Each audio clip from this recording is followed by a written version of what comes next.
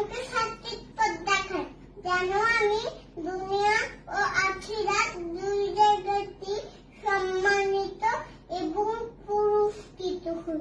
ইয়া আল্লাহ, ইয়া সালাম, নিরাপত্তা দানকারী ও শান্তি দানকারী। পৃথিবীর সবাইকে আপনি ভালো রাখুন, সুস্থ রাখুন।